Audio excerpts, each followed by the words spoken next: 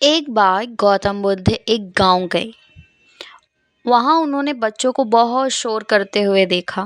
वे एक दूसरे से बातें करते हुए, हंसते हुए और खेलते हुए बहुत खुश थे। बुद्ध ने उन बच्चों में से एक छोटे से लड़के को बुलाया और उससे पूछा, बेटा, तुम इतना शोर क्यों कर रहे हो?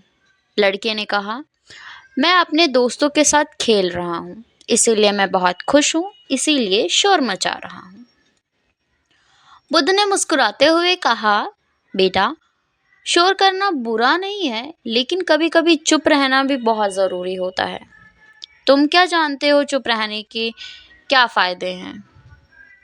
लड़का हैरान हो गया और बोला, नहीं, मुझे नहीं पता। बुद्ध ने कहा, जब तुम चुप रहते हो तो तुम अपने आसपास की चीज़ों को और बेहतर तरीके से सुन सकते हो। तुम पक्षियों के चहचहाने, हवा के झोंकों और पेड़ों की पत्तियों की आवाज़ सुन सकते हो। जब तुम चुप रहते हो तो तुम अपने मन की आवाज़ को भी सुन सकते हो।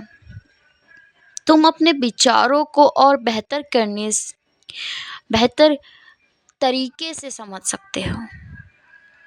बुद्ध ने आगे कहा, जब तुम चुप रहते हो तो तुम दूसरों की बातों को ध्यान से सुन सकते हो।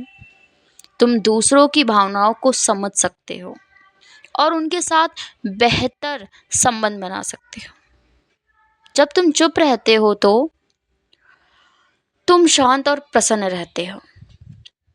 लड़के ने बुद्ध की बात को ध्यान से सुना और सोचने लगा।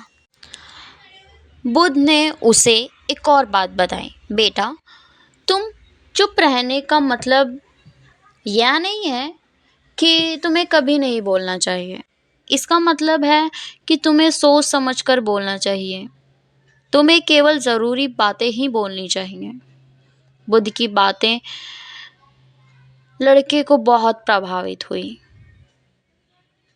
उसने बुद्ध से पूछा, मैं कैसे चुप रह सकता हूँ? बुद्ध ने कहा, बेटा, तुम ध्यान करके चुप रह सकते हो। तुम प्रकृति में जाकर चुप रह सकते हो। तुम किताबें पढ़कर चुप रह सकते हो। तुम अपने मन के विचारों को लाकर चुप रह सकते हो। बुद्ध की इस छोटी सी कहानी से हम यह सीखते हैं कि हमें चुप रहना बहुत महत्वपूर्ण है।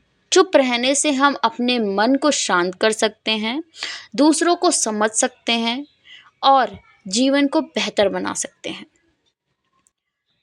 चुप रहने के फायदे: तनाव कम होता है,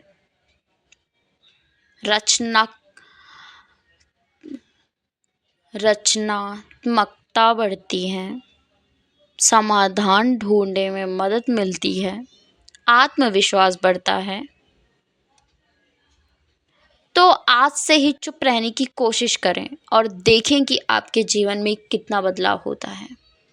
अगर आपको यह कहानी पसंद आई तो इसे अपने दोस्तों के साथ शेयर करें। धन्यवाद।